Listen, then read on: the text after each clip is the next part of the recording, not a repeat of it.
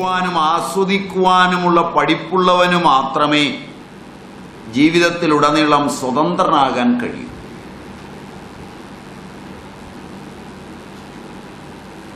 ഇതാണ് ശരിയായ വിദ്യാഭ്യാസം.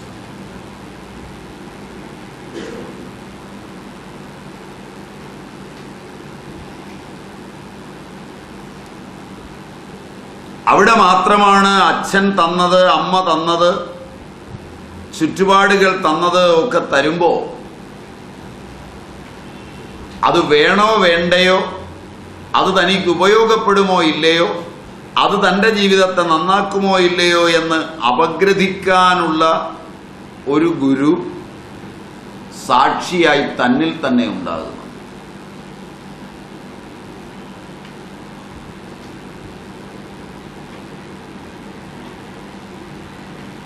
അതുള്ളവന് മാത്രമേ സ്വാതന്ത്ര്യമുണ്ടാവൂ.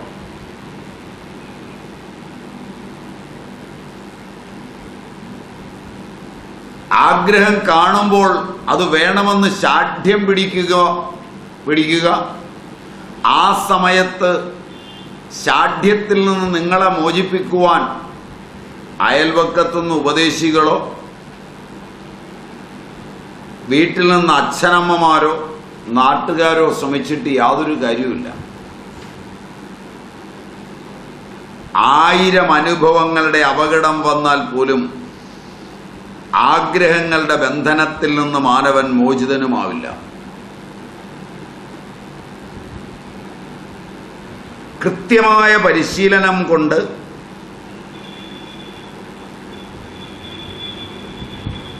തന്നെ ബന്ധനത്തിലാക്കുന്നു ഈ ആഗ്രഹമെന്ന് തിരിച്ചറിയുവാൻ തന്നിൽ തന്നെയുള്ളൊരു മെക്കാനിസം തയ്യാറെടുക്കുകയും പഠിപ്പിക്കുകയും പരിചയപ്പെടുത്തുകയും ചെയ്യുമ്പോഴാണ്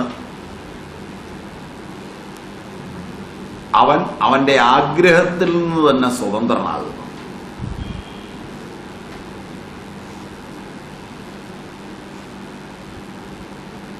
ആ സ്വാതന്ത്ര്യം അനുഭവിച്ചിട്ടുണ്ടെങ്കിൽ മാത്രമാണ് സ്വാതന്ത്ര്യത്തിന് അർത്ഥമുണ്ടാകുന്നത്. അതുകൊണ്ടാണ് സ്വാതന്ത്ര്യമെന്ന പദം വളരെ വിപുലമായി ബന്ധപ്പെട്ട് കിടക്കുന്നത് വിഷയങ്ങളിലാണ്. വിഷയം എന്ന പദം സംസ്കൃത ശബ്ദത്തിൽ ഷിഞ്ഞ ധാതുവിൽ നിന്നുണ്ടാകുന്നതാണ്. റൂട്ട് ധാതു. നിങ്ങൾ ഇംഗ്ലീഷ് മീഡിയം ആയിരിക്കും അല്ലേ? സംസ്കൃതം പഠിച്ചിട്ടും ഉണ്ടാവില്ല. അപ്പോൾ റൂട്ടെന്ന് പറയും.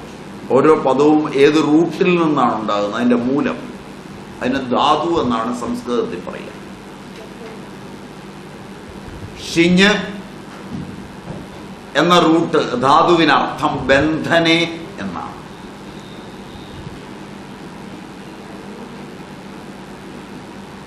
വിഷയം എന്ന പദത്തിനർത്ഥം വിശേഷേണ ബന്ധിക്കുന്നത് എന്നാണ്.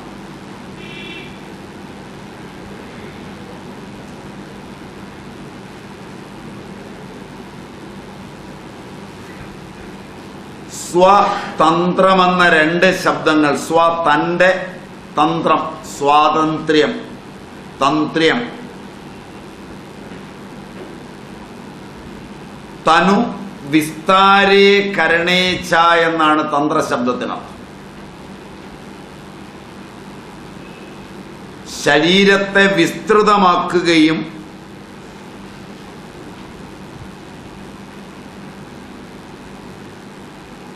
കർമ്മങ്ങളിൽ ഏർപ്പെടുത്തുകയും ചെയ്യുക. തനു വിസ്താരേ, തനു കരണേ.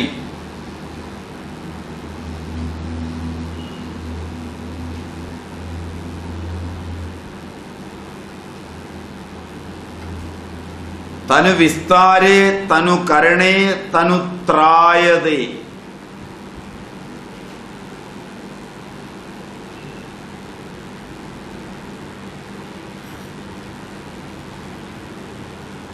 എൻ്റെ ബോധത്തെ എന്നിൽ നിന്ന് വിഷയങ്ങളിലേക്ക് വിസ്തരിപ്പിക്കുക, വിസ്തരിപ്പിച്ച വിഷയത്തിനനുസരിച്ച് പ്രവർത്തിപ്പിക്കുക, വിസ്തരിച്ച വിഷയത്തിനനുസരിച്ച് പ്രവർത്തിപ്പിച്ച് രക്ഷിക്കുക.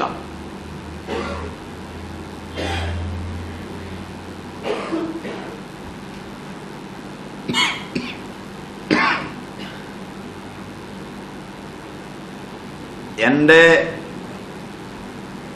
സ്ഥൂലവും സൂക്ഷ്മവും കാരണവുമായ ശരീരങ്ങളെ, ജാഗ്രത് സ്വപ്ന സുഷുപ്തികളെ വിഷയങ്ങളിലേക്ക് വിസ്തരിപ്പിക്കുക, വിഷയങ്ങളോട് ചേർന്നൊരു ലോകത്തെ പ്രവർത്തിപ്പിക്കുക, ആ ലോകത്തിൽ ഞാനും ആ ലോകവും സുരക്ഷിതമായിരിക്കുക, രക്ഷിക്കുക. ഇതാണ് സ്വാതന്ത്ര്യ ശബ്ദത്തിൻ്റെ പ്രാചീന ഭാരതീയമായ സങ്കല്പം.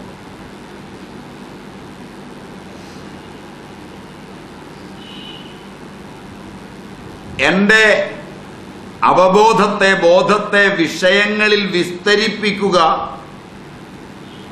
പ്രവർത്തിപ്പിക്കുക, രക്ഷിക്കാൻ അറിയാതെ തകരുക എന്നുള്ളതാണ് ഇതിൻ്റെ ആധുനിക രീതി.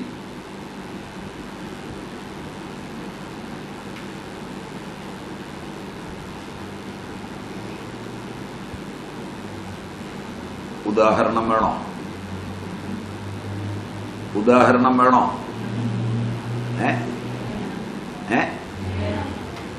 എനിക്കിന്നത് വേണം, ഇന്ന വസ്ത്രം, ഇന്ന മൊബൈൽ.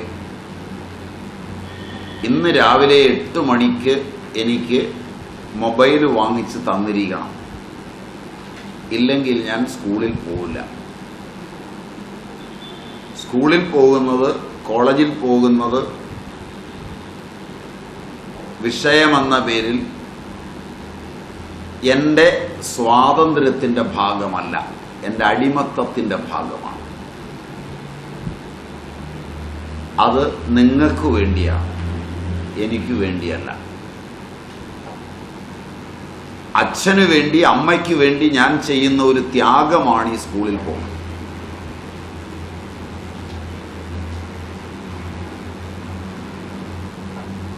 പോകുന്നത് കൊണ്ട് അച്ഛന് പണച്ചെലവേ ഉള്ളൂ, അമ്മയ്ക്ക് പണച്ചെലവേ ഉള്ളൂ.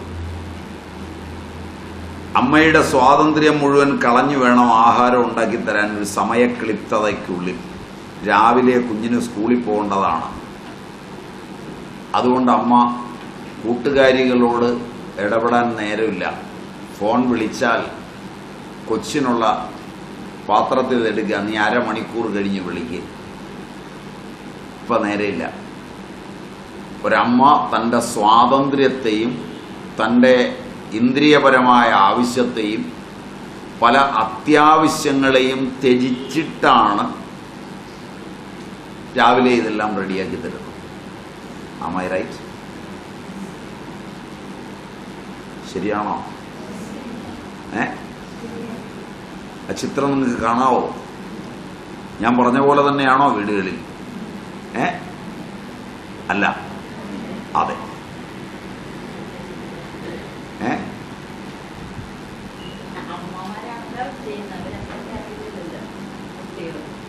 അറിയിച്ചില്ലെങ്കിൽ അത് നിങ്ങളെ തല്ലാത്തതുകൊണ്ടാണ്.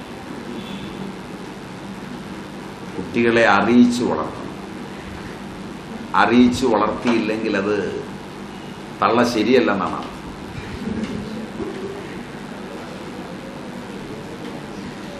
എന്നോട് നിങ്ങൾ പിണങ്ങുമോന്നറിയില്ല. ലോകം അറിഞ്ഞിട്ടൊരു തെറ്റവർ ചെയ്യുകയാണെങ്കിലേ അവരെ കുറ്റം പറയാൻ പറ്റും. അറിയാത്തത് വന്നതൊന്നും തെറ്റല്ല.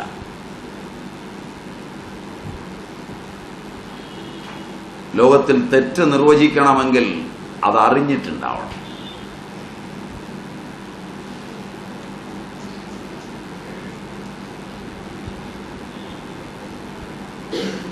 എൻ്റെ സ്വഭാവത്തിൻ്റെ കാർക്കശ്യം നിങ്ങൾക്ക് ഇഷ്ടപ്പെടുമോ എന്ന് എനിക്കറിയില്ല.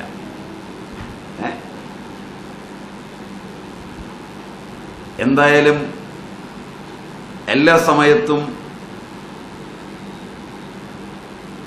അതിൻ്റെ മറുപുറത്ത് വരുന്ന ആളുകൾക്ക് ഇഷ്ടപ്പെടുമെന്നാണ് എനിക്ക് തോന്നുന്നത്. അങ്ങനെ ഇഷ്ടപ്പെടുന്നത് കൊണ്ട് അത് പ്രയോജനവും ഉണ്ടാകുമെന്ന് എനിക്ക് തോന്നുന്നില്ല. ഇപ്പോൾ കുട്ടികൾക്ക് ഇഷ്ടപ്പെട്ടിട്ടുണ്ടാവും ഞാനീ പറഞ്ഞത്. അതൊരു വികാരം കൊണ്ട് ഇഷ്ടപ്പെട്ടതാണ്. മനസ്സിലായില്ല? കുട്ടികളോട് ആദ്യം പറഞ്ഞപ്പോൾ അമ്മമാർക്ക് ഇഷ്ടപ്പെട്ടിട്ടുണ്ടാവും. അതും ഒരു വികാരം കൊണ്ട് ഇഷ്ടപ്പെട്ടതാണ്. രണ്ടും സ്വാതന്ത്ര്യം കൊണ്ട് ഇഷ്ടപ്പെട്ടതല്ല.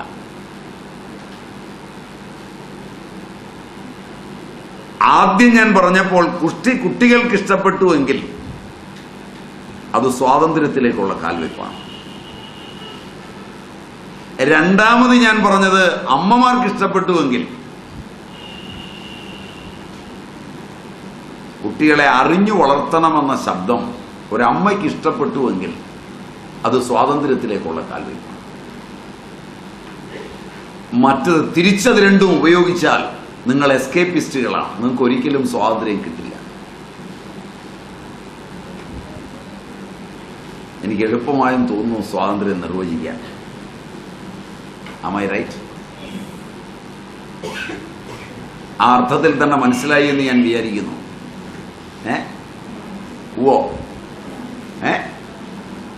നിങ്ങൾക്ക് ആ അർത്ഥത്തിൽ തന്നെ മനസ്സിലായി എന്ന് ഞാൻ വിചാരിക്കുന്നു. അപ്പൊ സ്വാതന്ത്ര്യത്തിന്റെ നിർവചനത്തിലേക്ക് പോകുമ്പോൾ ഒരമ്മ, ഉദാഹരണമായി പറഞ്ഞാൽ ഒരമ്മ രാവിലെ പലപ്പോഴും കുളിച്ചിട്ടുണ്ടാവില്ല പെട്ടെന്ന്. കാരണം തലേ ദിവസം എല്ലാം ഒതുക്കി എല്ലാം തീർത്ത് കിടക്കുമ്പോൾ 1 മണി 2 മണിയായി. പിള്ളേരെ നേരത്തെ കിടത്തിയിട്ട് രാവിലെ ഇതിനെല്ലാം സ്കൂളിൽ പോകേണ്ടതാ. വണ്ടി 7 മണിയാകുമ്പോൾ പഠിക്കുമെന്ന് നിൽക്കും. വണ്ടിയിലാണല്ലോ ഇപ്പോൾ വിടുന്നത്. രാവിലെ കൊടുത്തു വിടണം, കഴിച്ചുകൊണ്ട് പോകണം. കൊടുത്തുവിടുന്നത് ആ സ്കൂളിലെ മറ്റു കുട്ടികളുടെ സ്റ്റാൻഡേർഡിൽ വേണം. തൻ്റെ കുഞ്ഞിനെ തൻ്റെ പാരമ്പര്യത്തിൽ വളർത്തുന്ന അച്ഛനമ്മമാർ ഇന്ന് വളരെ കുറവാണ്. മനസ്സിലായില്ല? എന്താണ് തൻ്റെ പാരമ്പര്യം? താൻ രാവിലെ എഴുന്നേറ്റു, ഇഡലിയിൽ സാമ്പാർ ഒഴിച്ചു, അല്ലെങ്കിൽ ചട്നി ഒഴിച്ചു, കുഴച്ചു തിന്നു, അല്ലെങ്കിൽ ഒടിച്ച് മുക്കി തിന്നു. ശരിയല്ല. ഉച്ചയ്ക്ക് ചോറ് വിളമ്പി നല്ലപോലെ കുഴച്ച് ഉരുട്ടി ഉണ്ടു, അല്ലെങ്കിൽ വാരി തിന്നു. അങ്ങനെ തിന്ന് ശീലിച്ചതാണ്. പക്ഷെ താൻ വിടുന്ന സ്കൂളിൽ സ്പൂണ് കൊണ്ട് മാത്രമേ കഴിക്കാവൂ.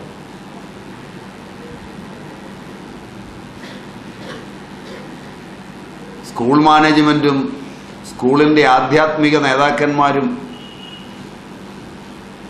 സ്കൂളിലെ അധ്യാപകരും തീരുമാനിച്ചത് ഇത് ജനിച്ച പാരമ്പര്യത്തിൽ വളർന്നുകൂടാന്നാണ്. ഇത് തന്നെ ഒരു അസ്വാതന്ത്ര്യമാണ്. തൻ്റെ ജന്മ പാരമ്പര്യത്തെ മാറ്റുവാൻ ശ്രമിക്കുന്ന ഒരു ഐതിഹാസികതയിൽ പോയി വേണം ജീവിക്കാൻ. ഇതിനനുഗുണമായി ഇഷ്ടമില്ലാതെ സമൂഹത്തിൻ്റെ ഇന്നത്തെ ഓട്ടത്തിനൊപ്പിച്ച് ഓടിക്കുവാൻ ഒരമ്മ ബാധ്യസ്ഥയാണ്. Am I right?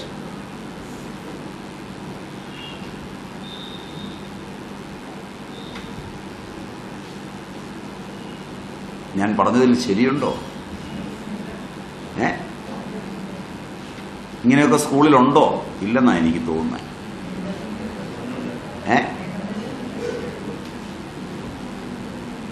തൻ്റെ ഭാഷയിൽ കുഞ്ഞിനോട് രാവിലെ സംസാരിക്കാൻ പറ്റില്ല. രാവിലെ കുഞ്ഞ് പോകുമ്പോൾ താൻ പ്രൗഢമായ തൻ്റെ മലയാള ഭാഷയിൽ, മാതൃഭാഷയിൽ കുഞ്ഞിനോട് സംസാരിച്ചാൽ ഈ ഓർമ്മയുമായി ചെല്ലുന്ന കുഞ്ഞ് അവിടെ ചെന്ന് അറിയാതെ ആദ്യം കാണുന്ന കുട്ടിയോട് മലയാളത്തിൽ സംസാരിച്ചാൽ ഇമ്പോസിഷൻ എഴുതി ജന്മം പോകും.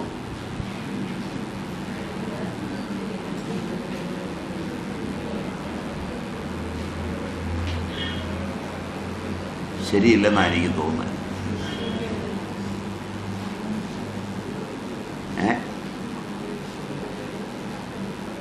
ഞാൻ പറഞ്ഞതിൽ ശരിയില്ലെന്നാണ് എനിക്ക്.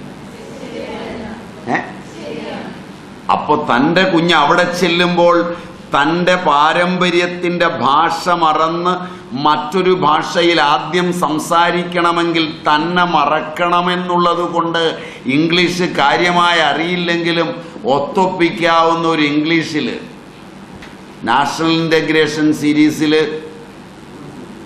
ഇംഗ്ലീഷ് പുസ്തകം വാങ്ങിച്ച് മലയാളത്തിൽ കഷ്ടിച്ച് അവശ്യം രാവിലെ ചായ കുടിക്കാനും കാപ്പി കുടിക്കാനും പറയുന്നതൊക്കെ കഷ്ടിച്ച് കാണാതെ പഠിച്ച് എഴുതാനറിയാൻ മേലാത്ത ഇംഗ്ലീഷ് വാചികമായി പറയാൻ ബാധ്യസ്ഥയാണ് അമ്മ. 2 കൊല്ലമായി അതൊന്ന് പഠിച്ചൊപ്പിക്കാൻ അമ്മ സ്പോക്കൺ ഇംഗ്ലീഷ് പുസ്തകം വെച്ച് പഠിച്ചുകൊണ്ടിരിക്കുക.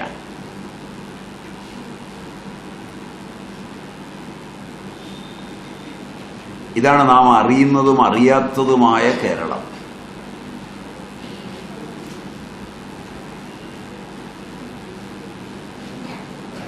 ശരിപോലുണ്ടോ? പ്രകൃത്യാ ഉള്ളതും നൈസർഗികമായുള്ളതുമായ ഒന്നും പറ്റില്ലാത്തൊരസ്വാതന്ത്ര്യത്തിലൂടെ മാത്രമാണ് മാനവചേതന പോകുന്നത്. ഇങ്ങനെ നിർബന്ധിച്ചു പോകുമ്പോൾ പഠനമെന്നത് ഒരാസ്വാദ്യമായ കലയല്ല, നൈസർഗികമായൊരു ചോദനയല്ല, ആനന്ദപ്രദമായൊരു ഇതിഹാസവുമല്ല.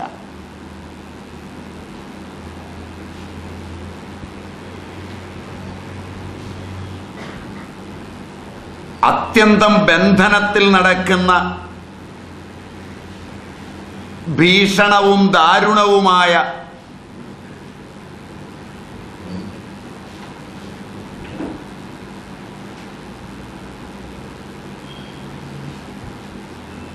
ഒരു പീഡനകാലമാണ്. ശരിയാണോ? ശരിയാണോ? തനിക്കറിയാവുന്ന ഒരു കാര്യം, നൈസർഗികമായി തനിക്ക് തോന്നിയ ഒരു കാര്യം ഒരു ചോദ്യത്തിന് ഉത്തരമായി അധ്യാപകനോട് പറഞ്ഞ് തൻ്റെ നൈസർഗിക വികാസത്തിന് അംഗീകരിക്കും വിധമല്ല സ്റ്റീരിയോ ടൈപ്പിൽ പഠിപ്പിച്ചത് പറഞ്ഞ് കാണാതെ അതൊപ്പിച്ച് മാർക്ക് വാങ്ങിച്ച് സന്തോഷവും തേടി ഇറങ്ങിപ്പോകുവാൻ മാത്രമേ ഏതൊരു വിദ്യാർത്ഥിക്കും ഇന്നത്തെ വിദ്യാഭ്യാസ നിയമത്തിനുള്ളിൽ സ്വാതന്ത്ര്യമുള്ളൂ.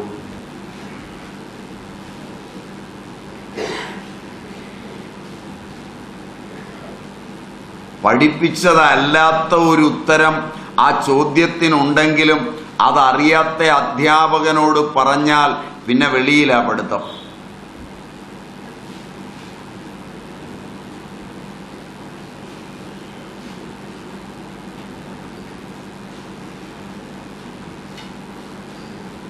മൂന്ന് നാല് കുഴപ്പങ്ങളാണ് ഞാൻ പറഞ്ഞത്, ഗുണമല്ല പറഞ്ഞത്. ഇതിൻ്റെ അസ്വാതന്ത്ര്യത്തിലാണ് ആധുനിക വിദ്യാർത്ഥികൾ ഏതാണ്ട് മുഴുവൻ. ശരിയുണ്ടോ കുഞ്ഞുങ്ങളെ ഞാൻ പറഞ്ഞത്?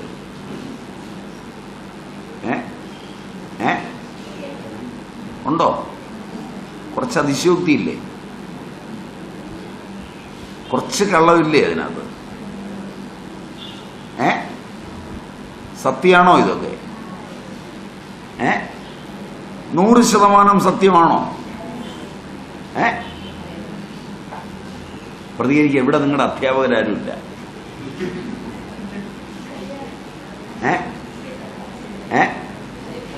മാനേജ്മെന്റ് ഒന്നും കൂടെ പോന്നിട്ടില്ല, പെനാൽറ്റി ഒന്നും കിട്ടണ്ട. ഇവിടെ വെളി വന്നപ്പോഴെങ്കിലും പ്രതികരിക്കാം. അത്രയും പോലും ഭയം. പലരും ചുറ്റും നോക്കുന്നു. അധ്യാപകരുടെ പ്രേതം കൂടെ വന്നിട്ടുണ്ടോന്നാണ്. പേടിക്കണ്ട, അതിനെ ആവാഹിച്ച് ഞാൻ വെളിയിൽ നിർത്തിയിരിക്കുകയാണ്.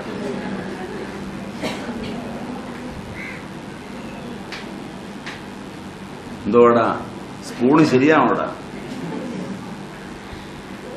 സ്പൂണ് ശരിയാണോടാ?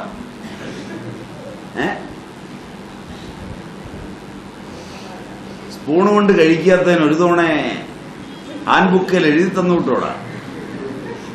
ഓടാ ഫൈനടച്ചോടാ. അച്ഛൻ എന്റെ കൊച്ചു കൈകൊണ്ട് കഴിച്ചാൽ മതി എന്ന് എഴുതി തന്നോടാ. അങ്ങനെ എഴുതി തന്നു.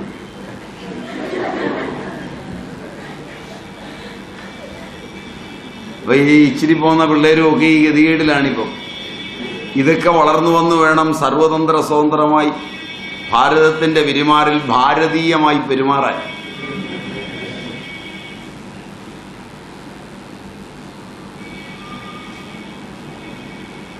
ശരിയുണ്ട് സ്വാമി പറഞ്ഞതിൽ.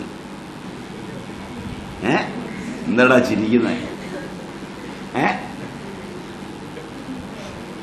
ഇവിടെ അധ്യാപകരൊന്നും ഇല്ലടാ. ഞാൻ ചെന്ന് അവരോട് നുണയൊന്നും പറയുകയില്ല, നീ പേടിക്കണ്ട.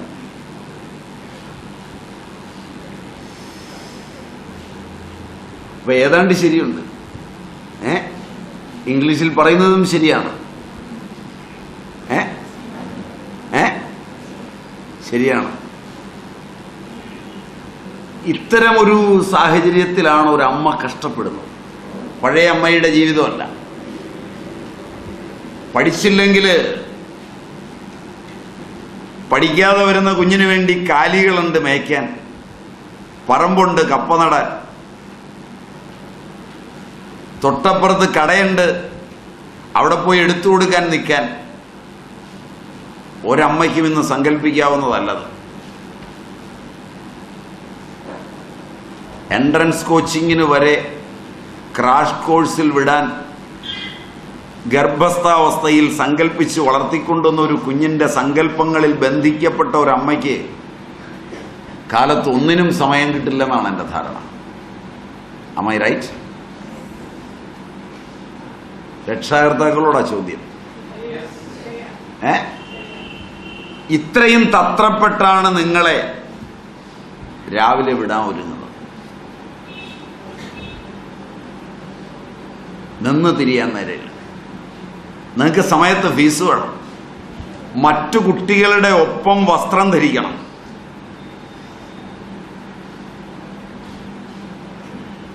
പലപ്പോഴും യൂണിഫോം ആയിരിക്കും. യൂണിഫോമുകൾ ഇന്ന സ്ഥലത്തുനിന്ന് വാങ്ങിക്കണമെന്ന് മാനേജ്മെന്റിന് നിർബന്ധമുണ്ടെങ്കിൽ അവിടുന്ന് തന്നെ വാങ്ങണം. Am I right? ഇഷ്ടം പോലെ ഡ്രസ്സ് അതല്ലാതെ വാങ്ങിച്ചു വെച്ചിരിക്കുന്നത് ഉടുത്തു പോകാൻ പറ്റൂല. ഡ്രസ്സ് ധരിച്ചാ പോരെ എന്ന് ചോദിച്ചാൽ അത് പോരാ, ശരിയല്ല. യൂണിഫോം തന്നെ വേണം. കുഴപ്പമില്ല, നല്ലതാണ്, എല്ലാ കുട്ടികളും ഒരുപോലെ വരുന്നു എന്നെടുത്താൽ അത് ഇന്ന കടയിൽ നിന്ന് തന്നെ വാങ്ങണം. അതിന് ചാർജ് കൂടും, അതിന്റെ പൈസ ഒപ്പിക്കണം. ഒരേ തരത്തിലുള്ള ബാഗ് വേണം, അത് ഇന്ന കടയിൽ നിന്ന് വാങ്ങണം. Is it not? ഉണ്ടോ?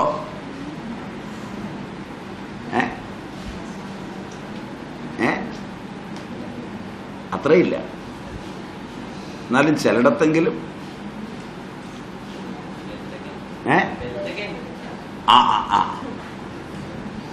ചിലയിടത്തൊക്കെ ഇതുമുണ്ട്. അപ്പൊ ഇതിനെല്ലാം ബാഗ് ഉണ്ട്, ചിലയിടത്തുണ്ട്, ചില സ്കൂളിൽ നിർബന്ധമുണ്ട്. 10 മണിക്ക് കഴിക്കുന്ന സ്നാക്സ് വീട്ടിൽ നിന്ന് കൊണ്ടുവരാൻ പാടില്ല, ഇന്ന ബിസ്ക്കറ്റേ കഴിക്കാവൂ എന്ന് നിർബന്ധമുള്ള സ്കൂളുണ്ട്. എറണാകുളത്തുണ്ട്.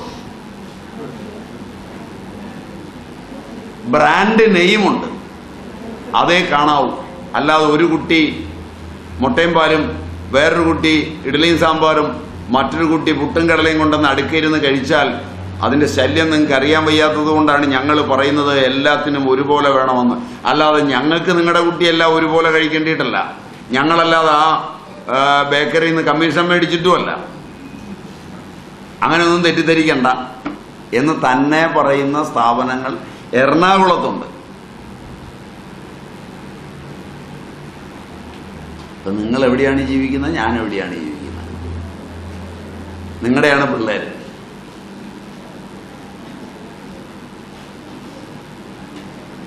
അത്രയും നിർബന്ധങ്ങൾ പുലർത്തുന്ന സ്ഥലങ്ങളുണ്ട്. ഇതിനെല്ലാം ഒരു അച്ഛനും അമ്മയും കഷ്ടപ്പെടേണ്ടി വരുമ്പോൾ ഈ കാലഘട്ടം അത്ര എളുപ്പമല്ല. ഇത്രയും കഷ്ടപ്പെട്ടാണ് നിങ്ങളെ അങ്ങോട്ട് അയക്കുന്നത്. നിങ്ങൾക്ക് ഈ സൗകര്യം എല്ലാം തന്നിരിക്കുന്നത്. എന്തിനാണ് ഇവർ കഷ്ടപ്പെട്ടത്? അതിനാണ് ഞാൻ ആ ചോദ്യം തുടങ്ങിയത്. അവർക്കു വേണ്ടിയാണ് നിങ്ങൾ പഠിക്കുന്നത്.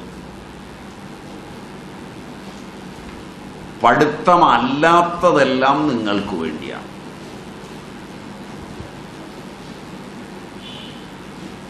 പഠിക്കാൻ പോകുന്നത് അച്ഛനു വേണ്ടിയാണ്, അമ്മയ്ക്ക് വേണ്ടിയാണ്. അച്ഛനും അമ്മയുമാണ് കോഴ്സുകൾ തീരുമാനിക്കുന്നത്. Am I right? എൻ്റെ അഭിരുചിയല്ല, എൻ്റെ ഇഷ്ടമല്ല, നിങ്ങളുടെ ഇഷ്ടത്തിന് പഠിക്കാൻ വിട്ടു.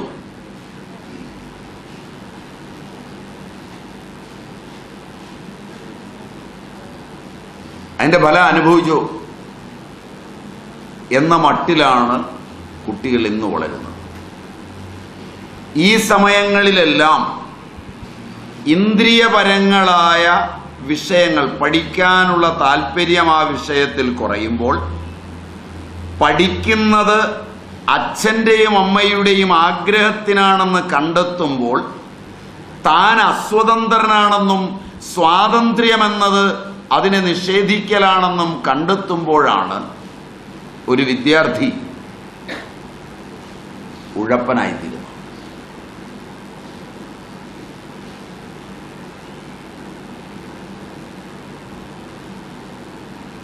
അപ്പോഴാണ് പഠിക്കാൻ പോയ വഴിയിൽ ക്ലാസ്സിലെത്താതെ സിനിമ കൊട്ടകെ പോകുന്നത്. അപ്പോഴാണ് പഠിക്കാൻ പോയ വഴിയിൽ വെച്ച് മാളിൽ കയറുന്നത്. ഇപ്പം സിനിമ കൊട്ടകയേക്കാൾ നല്ലത് മാളാണെന്ന് തോന്നുന്നു.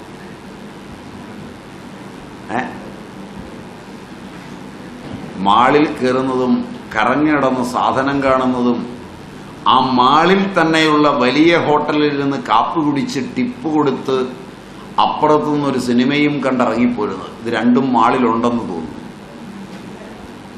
ഇത് വിദ്യാർത്ഥികളെ ഉദ്ദേശിച്ച് മാത്രമുള്ളതുമാണ്. ഇതിന് അനുമതി കൊടുക്കുന്ന ഗവൺമെന്റുകൾ,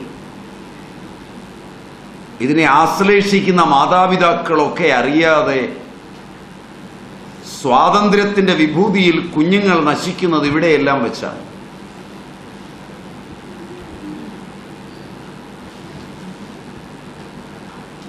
ഞാൻ ശരിയായ ദിശയിലാണോ പോകുന്നത്? എൻ്റെ ദിശ കറക്റ്റാണോ?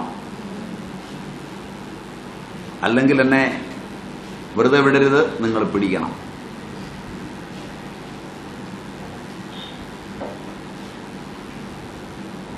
പഠിത്തം എൻ്റെ ആവശ്യമാണ്, എൻ്റെ വിഭൂതിയാണ്, എൻ്റെ ഇന്ദ്രിയങ്ങളെ പരിപോഷിപ്പിക്കുന്നതാണ്, എൻ്റെ മനസ്സിനെ സന്തോഷിപ്പിക്കുന്നതാണ്, എൻ്റെ അറിവിനെ വിസ്തരിപ്പിക്കുന്നതാണ്, എൻ്റെ തനുവിനെ വിസ്തരിക്കുന്നതും വലുതാക്കുന്നതും അതിനെ കർമ്മപദ്ധതിയിലേക്ക് കൊണ്ടുപോകുന്നതും നാളെ എന്നെ രക്ഷിക്കുന്നതുമാണ് എന്ന് അറിയുന്ന സ്വാതന്ത്ര്യത്തെയാണ് നിങ്ങൾ ബലികഴിക്കുന്നത്.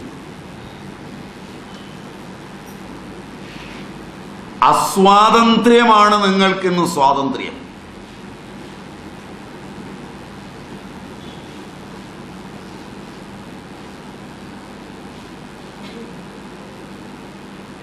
സ്വാതന്ത്ര്യം എന്നത് തൻ്റെ തനുവിനെ വിസ്തരിക്കുക, വലുതാക്കുക, വികസിപ്പിക്കുക. തനു എത്ര വികസിക്കും? എൻ്റെ അമ്മ കഷ്ടപ്പെടുന്നു എന്നതിലേക്ക് മനസ്സ് വികസിപ്പിക്കുമ്പോഴാണ് സ്വാതന്ത്ര്യം ഉണ്ടാകുന്നത്. അപ്പോഴാണ് രാവിലെ അതെടുക്കുന്ന സമയത്ത് അമ്മയുടെ കഷ്ടപ്പാടറിഞ്ഞ് നേരത്തെ റെഡിയായി അതെടുക്കാനൊന്ന് സഹായിച്ച് അത് മേടിച്ച് സന്തുഷ്ടമായി അമ്മയോട് ചേർന്നിട്ട് പോകുമ്പോൾ, പഠിക്കാൻ പോയിരിക്കുമ്പോൾ സുഖം കിട്ടും. ഇല്ലെങ്കിൽ ആ ആഹാരം കഴിക്കുമ്പോൾ അസ്വാതന്ത്ര്യം കൊണ്ട് കുറ്റബോധമുണ്ടാവും, വിഷയങ്ങൾ ബന്ധിച്ചു കൊണ്ടുപോവുകയും ചെയ്യും കശാപ്പുകാരൻ്റെ കയ്യിലേക്ക്. സ്വാതന്ത്ര്യമനുസരിച്ച് അനുഭവിച്ച് സാക്ഷിയായി നിൽക്കുന്ന ദേവചൈതന്യത്തിലേക്ക് ചേരുവാനും